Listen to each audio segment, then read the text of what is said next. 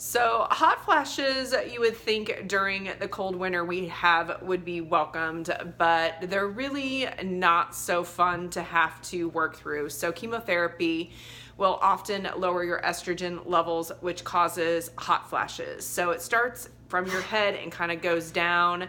I don't notice it too much going anything kind of below my waist, but I've learned to sort of deal with hot flashes on a daily basis. I probably get anywhere between 10 to 12, with most of them coming in the evening, which is very normal when your body temperature drops.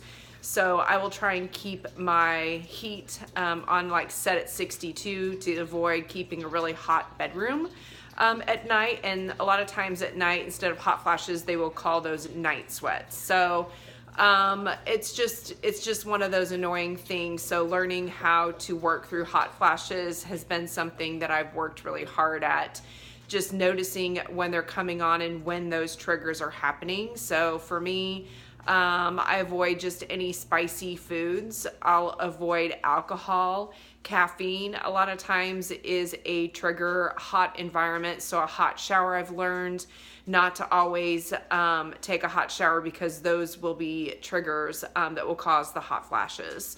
So one of the things too that I started doing when I do feel one coming on is adding ice. So I always have a water with me, and typically that had been like a room temperature water, but now I've been adding ice to that. So when I feel a hot flash coming in on, I'll just usually grab my ice water, and that usually kind of helps with the severity of the hot flash.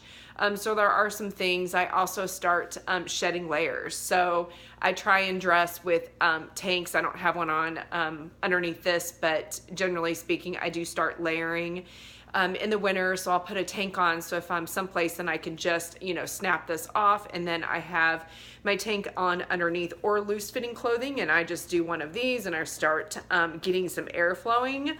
So those are the things that I've used to cope. The other thing too that I will do is put in my purse like a loose like a powder that it has the absorbent in it, and there's one that I use by Tarte, so I'll put that a link to the which one that I've used, because I found that it's really helpful. And then I just carry a little compact with me, and then just run to the bathroom after I've had one, because a lot of times the hot flash will cause you to perspire, and especially on your face, and then you get all shiny and it's just not good. So those are the things that I've learned to cope. Not that your doctor cannot write a script for hot flashes, but there's things and tricks and tips that I've kind of learned along the way, and we'll certainly have to learn how to long-term work through the hot flashes, because the oral chemo, Tamoxifen, which since my breast cancer is hormone fed, that's the oral chemo pill that I'll be on for 5 years, and hot flashes are very much associated with it since it's a type of hormone therapy.